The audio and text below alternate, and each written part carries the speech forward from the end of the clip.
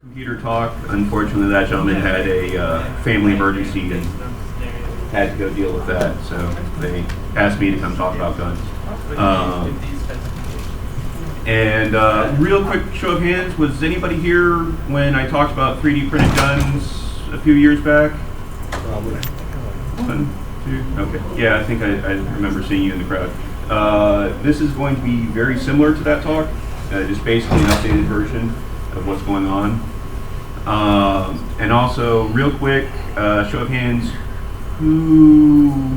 how many of you guys have heard about the Liberator gun and all that fun stuff?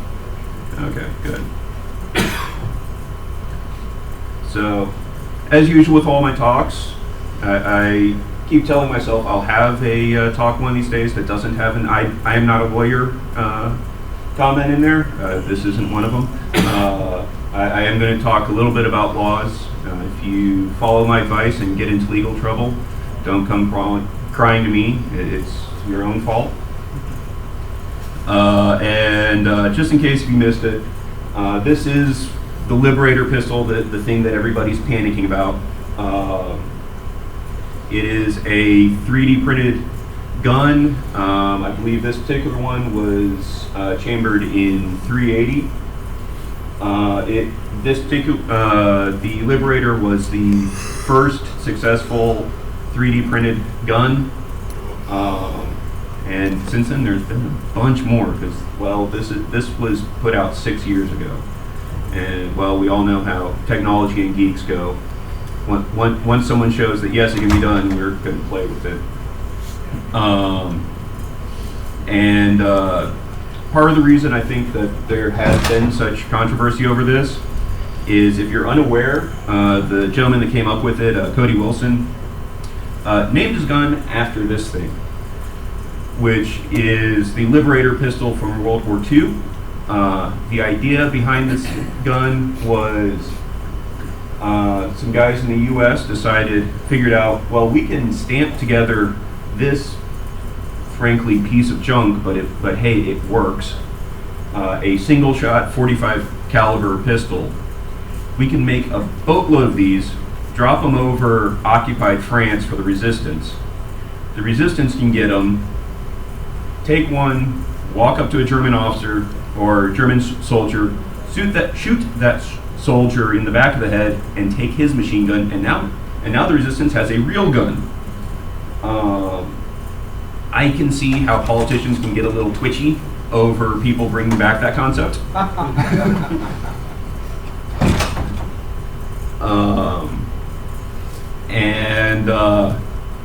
Why is this not showing me my notes? Oh, there we go. Yeah, okay. And this is the Liberator, the modern Liberator, in its disassembled state. It's set up to be loaded. You'll notice that Cody actually went ahead and printed out 3 barrels for this thing because he knew that test firing it, he was going to go through at least 1 or 2 of them. And literally, you stick the round into the barrel and then attach the barrel to the gun, cock the gun, fire it, and then you have to remove the barrel and use a stick or something to pop the spent case out of it and repeat until either you're done shooting or the thing explodes on you. Is this ABS? This is very much ABS. If you use PLC, it will explode on the first try. And congratulations, that is actually significantly more harmful than if the bullet just went off in your hand, because now you have sharp plastic flying at you at all directions.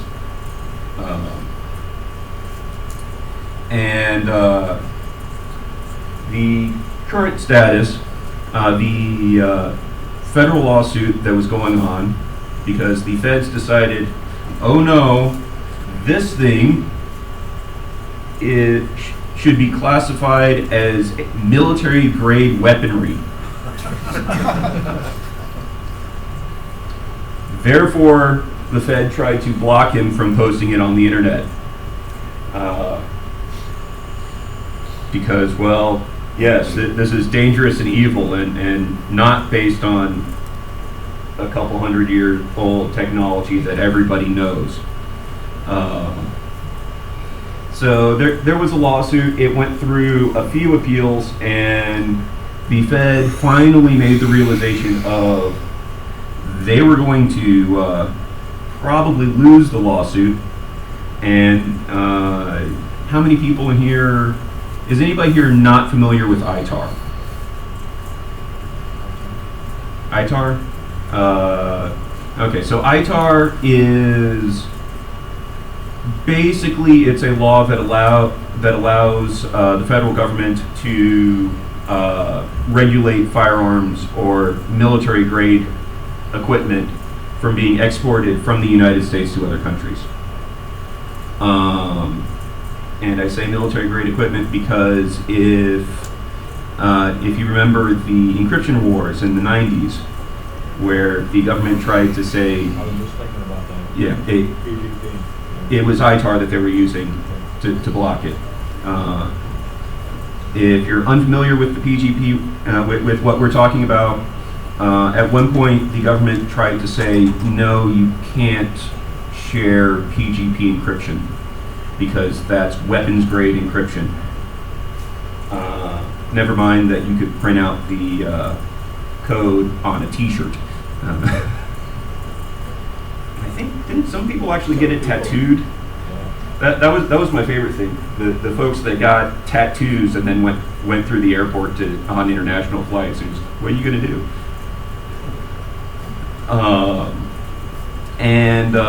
So the Fed finally made the realization of, if this goes too far, we're going to lose this lawsuit, and that might actually seriously weaken ITAR. So they settled with Cody Wilson and Defense Distributed, and which included paying a bunch, if not all, of Defense Distributed's legal fees. So that's very much a, yes, we're settling this because we know we're going to lose. And when you get the government to say, yes, we're losing, here, have a bunch of money, it's a pretty big deal. And of course that made a bunch of people unhappy. So attorney generals from 21 states, I think a few of them were actually municipalities, turned around and sued. Some of them were lawsuits directly at Defense Distributed, saying that somehow that this thing was especially dangerous and there would be blood in the rivers of blood in the streets. And others were suing, saying that the federal government didn't have the legal capability of settling lawsuits. And that's pretty much where we stand right now. Of course, one of the dirty tricks of legal folks that are using laws as ways to attack people is you go judge shopping and you sue people in as many jurisdictions as you can. And they found a federal judge in Seattle that said, yes, it is credible to see that this might be dangerous, therefore I'm putting a preliminary injunction on the plans for it, and they're not allowed to put it on their website. A bunch of people, of course, the press being the press and not necessarily either not knowing what they're talking about or choosing to misinterpret things because it fits what they believe. You can choose which way you want to go with that. Of course, have reported this as, oh, no, it's now been banned and it's been settled. So, no, the case is still going on. So the judge actually stated that the code could be printed, mailed, emailed, or otherwise securely transferred. They just couldn't put it up on their website. So, as an example, if anybody wants to see the code, I have, it's a little bit of a dry read, but also in the meantime, there's a website called Code is Free Speech that is basically mirroring the code on their site. They were originally hosted on Amazon Web Services. Amazon found out about it and shut it down. They're now hosted by somebody else. I forget who off the top of my head. Facebook, if you try to post a link to DefCAD or Code is Free Speech, it will be instantly flagged as spam and deleted. I believe similar on Twitter, and of course YouTube. If you put up much of anything about the Liberator, they'll shut you down in a heartbeat. This book right here was printed by a buddy of mine through Amazon's book publishing, and it was going great until Forbes did an article pointing out that it existed and asked Amazon for comment about them printing it, at which point Amazon went, "We're printing what now?" And gave my buddy a statement of well, it goes against our terms of service. It's like, okay, well, what part of your terms of service? Just our terms of service, go away. Okay. So, Defense Distributed took the judge's statement of you can't just post it on the website for anybody to download, but you can email it to people, you can sell it to them, you can SSH, you can FTP, whatever. And Cody Wilson came up with the wonderful quote, "I'm happy to become the iTunes of 3D guns if I can't be the Napster," which I just made me giggle. Unfortunately, while all of this lawsuit stuff was going on, Cody Wilson has been charged with sleeping with a 16-year-old girl that he met through an internet site. And his reaction to finding out that they were going to go after him about this was fleeing to Thailand. And the authorities in Thailand, they actually arrested him and sent him back to the States. And he has since stepped down as the CEO of DefCAD. We'll see how the company goes, considering it was he was very much the face and driving personality behind it. But that's where we are. So if you want to make one of these things, there are some legalities that you do need to think about. In most states, it is perfectly legal to build your own firearm. There are a couple states where if you want to build a firearm from scratch, you have to get a mother may I note from the state and get a serial number and all that. But I think that's like 2 or 3 states out of the 50. Other than that, it's perfectly legal to build one in your own garage. You do with 3D printed firearms, you do have to be careful about the Undetectable Firearms Act of 1988. Has everybody here seen Die Hard 2? Okay, so in Die Hard 2, the bad guys come in and go through the airport security with guns, but they weren't detected because they were made out of porcelain. Yeah. So, no, this didn't exist. This doesn't exist. But yeah, they were. I think the model they said they were. Oh, they were Glock 9s and made out of porcelain and worth more than the security chief's yearly salary. So of course people panicked, and Congress, because of course Congress always knows exactly what they're talking about when they write laws. Said, oh, well, okay, we're going to make it a law that to sell guns in the U.S. you have to have X amount of metal in them so that they'll set off metal detectors. And since the gun industry, which was getting beat up fairly badly in the 80s anyways, looked at it and went, so you want to ban a gun that doesn't exist and we have no intention of building? Okay, sure, whatever, you do that.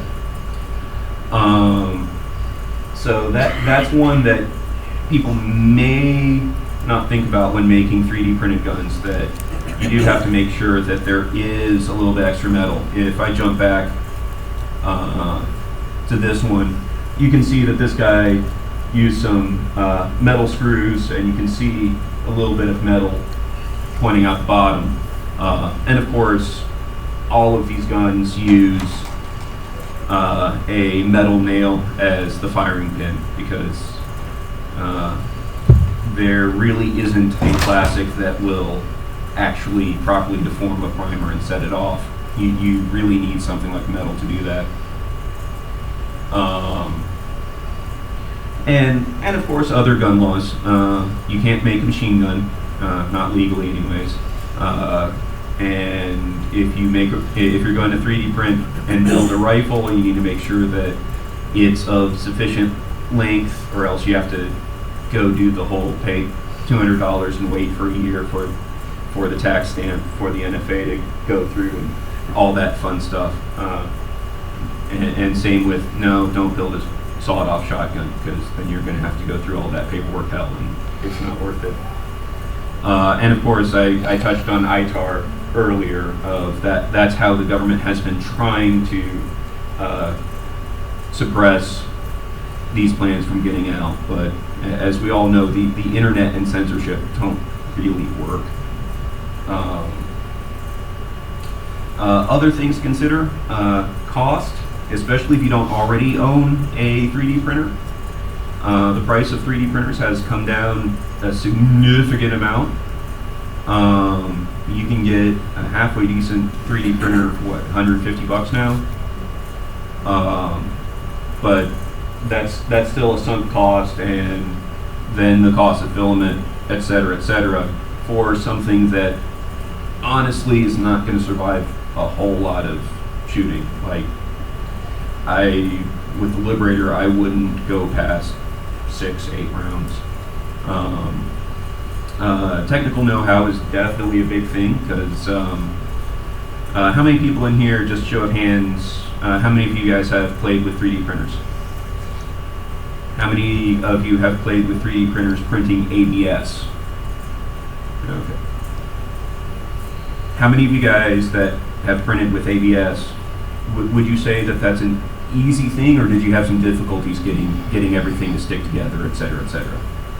Flash out. Yeah. So it's going to take a while just to get everything set up and working properly. And then on top of that, to print out all of that code takes about 3 days. And as I said, durability. We're talking about plastics. We're talking about plastics that are attempting to contain explosions. Pretty much whatever you do, you're going to have a very, very short lifespan. And accuracy, especially if you, some people have cheated with this a bit by making their gun and then inserting a metal sleeve for the barrel, which does do a good bit to help with accuracy. But I can guarantee that if your barrel was rifled to begin with and it's made out of plastic, once 1 or 2 rounds goes through it, it's a smooth bore. At which point, if you know anything about firearms, smooth bores and accuracy do not find each other at all. So you've got this expensive thing that's difficult to build, isn't going to last very long, and isn't accurate at all. All right? Or you could buy one of these. This is a Cobra 9mm Derringer. I bought it for about $100. It's worth about $50. It is a terrible gun. But that said, I'm not worried about it exploding in my hands. I'm fairly confident it will go bang. And it will. Okay, accuracy is terrible in it too, but so you can buy one of these for super cheap, especially if you're looking in pawn shops, etc. For people, finding used ones where people bought one and thought it was cool and then realized that this was a terrible idea and got rid of it. And of course, If you pay a little bit more, you can get a little bit better gun, et cetera, until you get to actual decent firearms that are still, you can get an actual good gun for starting at about $300. So for most people, if you actually want a firearm and you're not just doing it because this is a neat experiment, just go to the store and buy a gun. As I said, things have, by the way, if anybody has any questions, just raise your hand and let me know. Things have progressed. This is one of the more modern designs. I'm sure you can see where some inspiration came from. And also, yes, by the way, that snow at the bottom, that is actually the code. If you're interested, let me know. I've got a copy of this file on a thumb drive, along with everything that DefCAD also has up on their site, if anybody wants it, because, like the judge said, I could give it to you. I just can't post it on a website, right?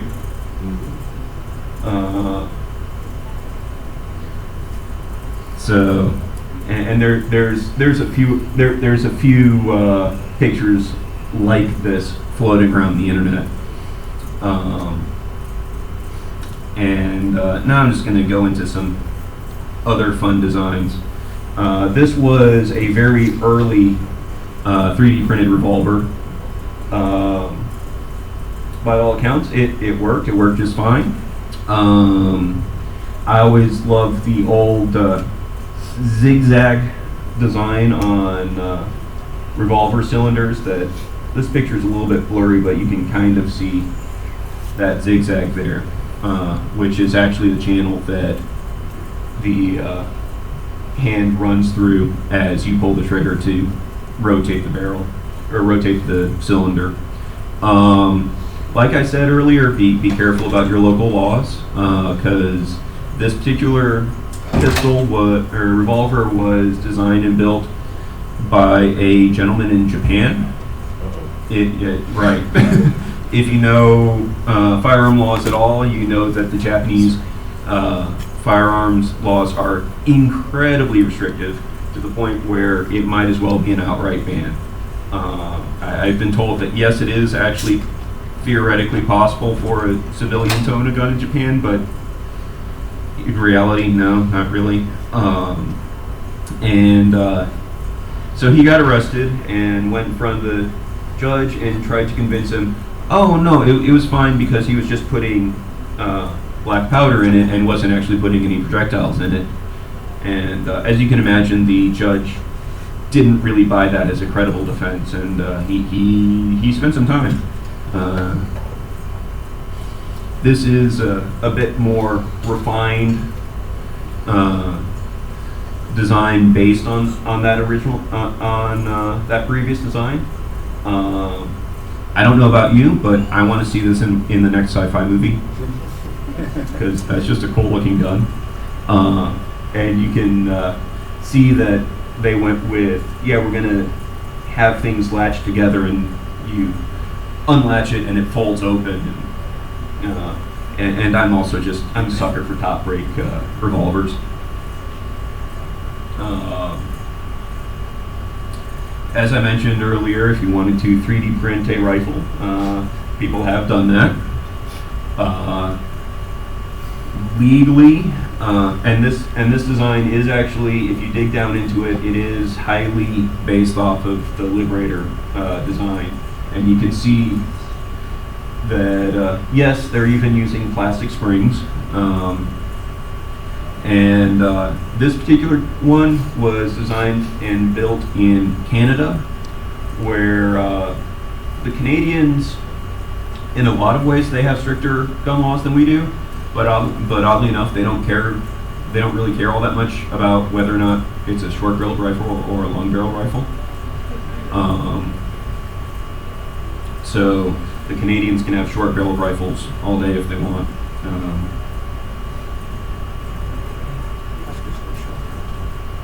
What's that? Isn't Alaska short barrels?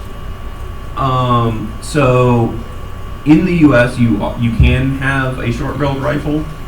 You just have to get what's called an NFA stamp, which is $200 and a bunch of paperwork. And at current rate, what I'm hearing is you can expect to wait 9 to 14 months on average for the paperwork to be done. Not because it's particularly difficult, but just because it's designed to be painful and slow, because we're the government, we're here to help. This was another design that I thought was neat. It's the model name is Songbird, and this particular one is in 22 caliber. You can see for spring tension, this gentleman just used rubber bands, which, hey, it works. And it's pretty neat. The blue you see running down there, that's actually the barrel. And to load and unload it, you actually push it out through the other side and load it and unload it that way. Pretty clever design, I think. And here it is disassembled. I believe that's the model that somebody actually, much braver than me, decided to scale it up to 357 Magnum. There were some zip ties involved to keep it held together. And actually, surprisingly, there was some splitting down the seams of the plastic, but it held together. I think he might have, I'm trying to remember if he used a barrel insert or not, but and like I said, he's a much braver man than me. Most people aren't particularly fond of 357 out of a real gun, much less one made out of printed plastic. Did he pull the trigger with a string from like 50 feet back? I think he did. Yeah. He at least had that much sense. Or rather, I think he did for the first shot, and then the second shot he did holding it in his hand with a glove. With a new barrel for the second shot? I don't think so. Yeah, like I said, whether you want to say that was bravery or stupidity, I'll leave that up to you. Now, one of the interesting things that a lot of people have done is just printed the receiver itself and then bought the rest of it off the shelf. So in the U.S., if you're unaware, the receiver, which you can see the old, kind of starting to rust receiver down at the bottom. In the U.S., legally, that's the firearm. Everything else is, legally speaking, an accessory. The bolt, the barrel, the trigger, etc. Those are all parts that the government doesn't track, doesn't particularly care about. It's the receiver itself that has the serial number. That's the controlled part, where if you go to a store, okay, now you have to fill out a form and do the NICS instant background check. So a bunch of people went, okay, cool, we'll print the receiver, which is typically not a particularly complicated piece, and oftentimes doesn't necessarily have to deal with a whole lot of pressure. So we'll do that and then just slap on a metal barrel and proper bolt, etc. And that way we can also use pre-existing designs and modify them a little bit, because, well, you need to do some stuff to strengthen up the plastic instead of using aluminum or steel. Including, folks have, if you don't know what you're looking at here, that is the receiver for an AR-15. And this is actually a CAD drawing with the different colors being the different panels. And the way this gentleman did it, and the way a lot of folks have done it, is just simply instead of trying to make the entire thing where you do have some complicated channels, etc., to worry about, I'll just flat pack it. AR-15 made by IKEA. So you can see how all of those pieces are relatively flat, and then just bolt them together and you're good to go. The lower, like I said, the lower for an AR-15. Really, the stress point that you really have to worry about is that green piece right there, because the buffer tube gets screwed on there, and anytime you have screw threads, then you have some issues that you have to worry about. And well, if you're 3D printing stuff and you're making stuff on the fly, why not have fun with it? And there's a lot of companies, professional companies, that are actually doing this sort of thing where they'll use the 3D printer to I've got this nifty design, let me print it out, see how it looks, see how it works. Just in case if you want your gun to look extra scary.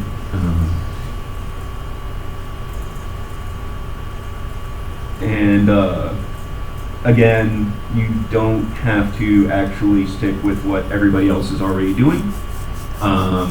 Technically, this is an AR-15.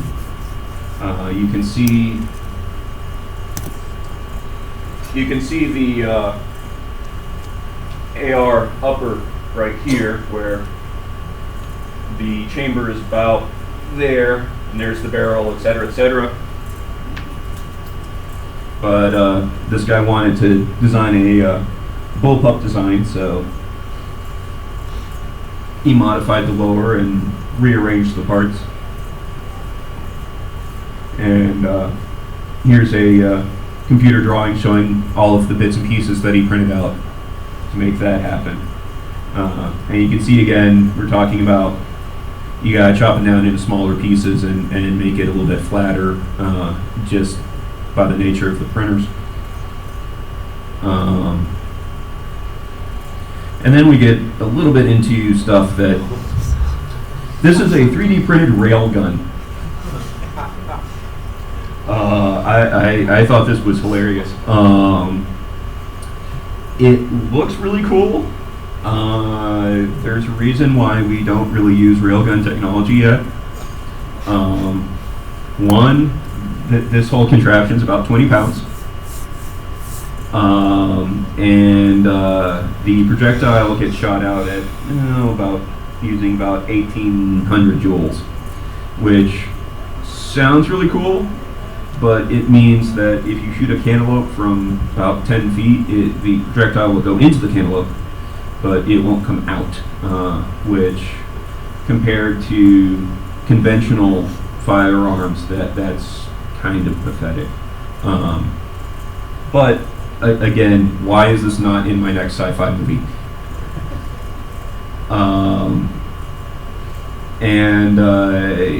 There are actually, believe it or not, this is a 3D printed gun. It is an entirely metal 3D printed gun, printed by a company called Solid Concepts. They basically did it as a proof of concept to show that yes, their 3D printed metal is just as strong and just as good as old-fashioned ways of doing things. They printed everything except for the springs and the magazine. And let's see, they made about 100 of them. I think a few of them are still for sale if you're interested, for the low price of $11,900. Again, if you're not a gun geek, a basic 1911 made the conventional way will run you about $600 or $700.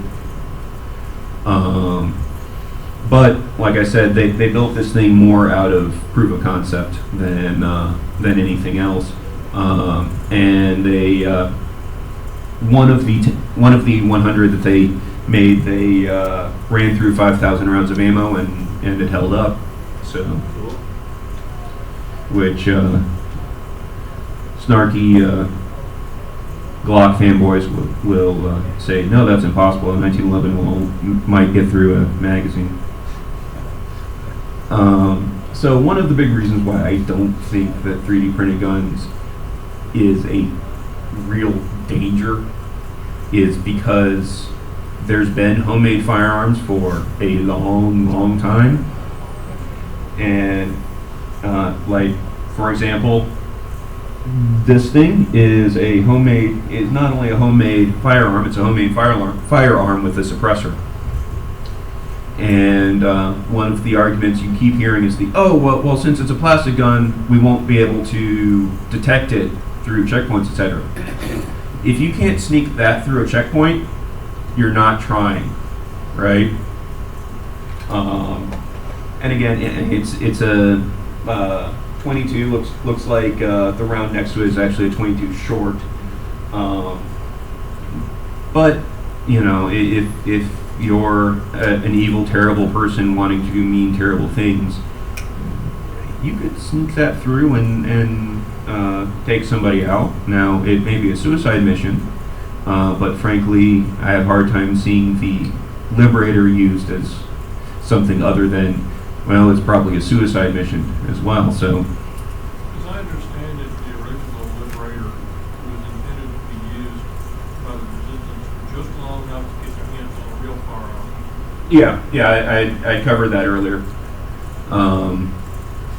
And of course, you know, one of the big problems with something like this, and you can see this is just some plumbing supplies. Guy had a drill press, and you know, there's a spring-loaded bolt in there. I'm sure a bunch of you guys have probably played with pens with similar actions. I know I got one at home. And of course, if you build them, you can always make them a little bit more ergonomic. Even if you, and you can see this guy's wonderful woodworking skills. He managed to make a right angle, yay, and found some sandpaper too. But you know, it works. And if you're not good at woodworking, you can always just use more plumbing supplies. This particular one was found in India, which again has some pretty significant gun laws, including ammunition is highly restricted as well. But you can see this guy adapted and overcame, because just if all I can find is 22 long rifle, I've got the right pipe for that one, or maybe I have, you know, it's like, here's some 9mm, I got the right pipe for that one. I found some shotgun rounds. I got a pipe for that one too. Hey, you know, and all you have to do is screw the correct pipe on there, and you're good to go.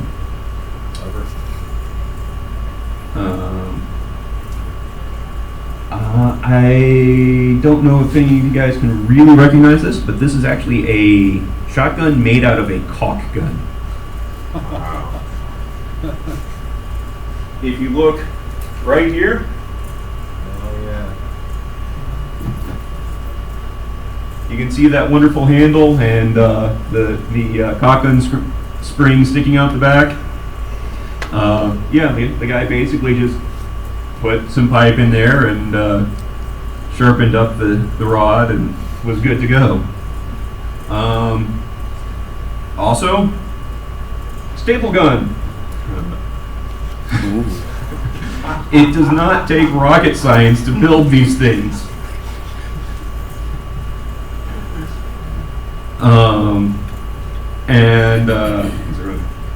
And while we're on, we were talking about receivers earlier. Anybody in here recognize what this is? That's right. So this is actually a receiver for an AK-47. It just hasn't been stamped yet. There are some folks in the gun geek world that like to refer to this as Russian origami. Make 2 folds, and you've got an AK receiver, and then, like I said, just you can get the other parts without any sort of going through any sort of tape in the U.S. So yeah, there you go. And Again, like I said, specifically with the AK-47,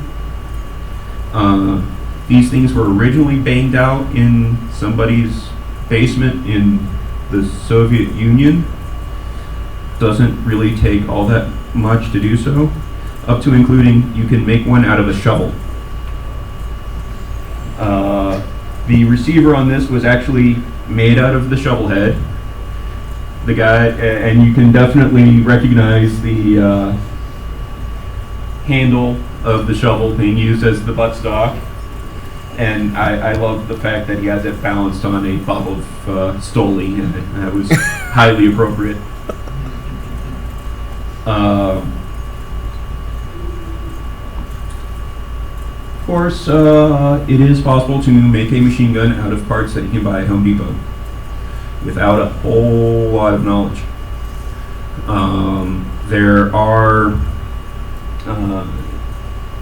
are plans online that you can find and download. Those I'm not going to help you with because, like I said earlier, making a machine gun in the United States is very much illegal. Don't do it. Oddly enough, there's a series of books that were written by a gentleman in England on how to build machine guns out of parts that you can find at your hardware store, and a drill press, a handheld drill if you're really desperate. And you can see here that you can recognize some piping, and there is a little bit of weld job done here, but not that much. Now in this case, and in many cases you'll see they'll cheat a little bit by using pre-existing magazines, because magazines are a little bit tricky to build and actually have work properly. There's some really fine precision that you have to have for that. This particular one, the gentleman that posted it swore up and down that there was no firing pin in it, because if there was a firing pin in it, it would be a machine gun and therefore illegal. I'm going to just say, yeah, sure, I believe you.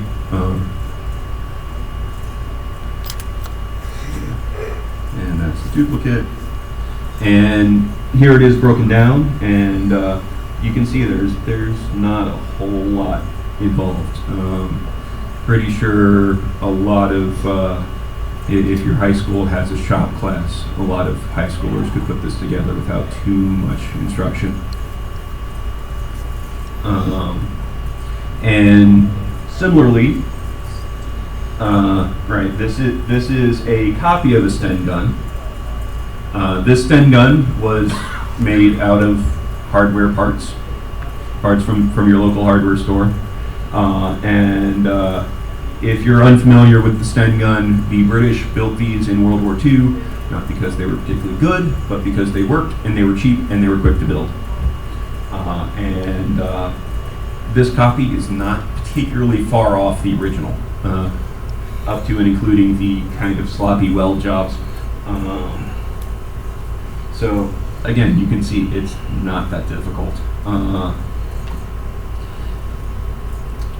Go pick up some box tubes and make yourself your own MAC-10. Open bolt designs are really easy to make. It's honestly easier to build at home a machine gun than it is to build a semi-auto, just by the nature of how things work. Semi-autos have to have an extra step in there to make sure that if the trigger is down, that it just doesn't go, okay, I'll just keep firing. So here, and this is what's called an 80% lower. Anyone in here not familiar with the concept of an 80% lower? Okay, a couple hands. Okay, so the idea is at some point you have to differentiate between what's just a block of aluminum and what is a receiver, right? In theory, you could say that yes, this block of aluminum, since it's of X size, it could be made into a receiver, but the ATF isn't going to push it so hard to say that, well, since you have a block of aluminum, therefore you have constructive possession of a firearm, because that's just completely ludicrous. So of course, gun geeks being gun geeks, kind of tried to find where that line was of what's an incomplete paperweight and what's a firearm. And the ATF has kind of agreed on what's called 80%, where, yeah, it looks like a lower, but you can see the insides are still filled in. You still have to mill out the spots for the trigger and bulb and springs, etc., etc. So, which means you can buy kits like this where you have the lower receiver and it comes with a jig to put it in the jig, and either with a bench press or a hand drill and a steady hand, we go after it with those drill bits. They were nice enough to hand you those, to include those, and drill where they tell you, and poof, you have a fully functional lower that is completely ready to put all the parts in.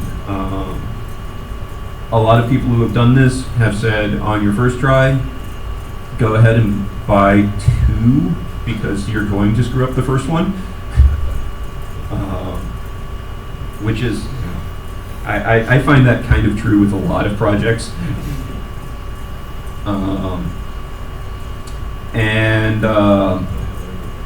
Yeah, so this is actually a little CNC machine sold by DefCAD, where you put in an 80% lower. It actually comes pre-programmed for you. You put it in, you hit a button, and it mills it out for you. It's one of those weird things that the ATF has said that you can't have. If I owned the box, I couldn't rent it to people to have people come and push the button, and no, that would actually be me as a manufacturer, even though it was them that pushed the button. But if I bought, but since I bought the box, I could make it for myself. I think they have actually started shipping these since I made this presentation a couple years ago. Yeah, I think they're actually on a couple versions down now. The second version now comes with programs to do the, in addition to the AR, I think it'll do an SKS. I know for sure that it will do the frame for the Colt 45 1911. Yeah. Yeah, and they have those plans on their website that they will happily sell to you at whatever price you want to give them. 0 is perfectly acceptable. They've built the machine to accept new programming, and they're continually developing files to do additional types of frames and so forth. Yeah, and that's one of the things that I looked at and went, okay, so it comes pre-programmed for AR lowers, but they, from the beginning, said, yeah, you can put whatever you want on it, and it was just so you're telling me you're going to start selling these these little CNC machines for like $1,500? That's pretty awesome right there. Because usually when you think of CNC machines, you're thinking of these giant industrial things that cost tons of money. That I don't know about you, but I don't have that in my bank account. I think the first one would only do the AR lower, and it was $1,200, and then he raised the price to $1,800 when he made the second version that is programmable to do all these different kinds of frames. Okay, cool. And a lot of the slides that I got were from homemadeguns.wordpress.com and printedfirearms.com. They're constantly putting new stuff up as they find them. Some of the stuff is really neat looking. Some of the stuff you look at and you go, I don't want to be in the same room as that thing. It's going to hurt me. But those are pretty interesting sites to look at. And like I said, if anybody wants the files, come find me. I've got them on a thumb drive. I'll be here all weekend, and I've got the code book if you're curious what it looks like.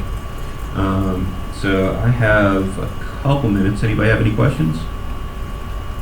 Sir.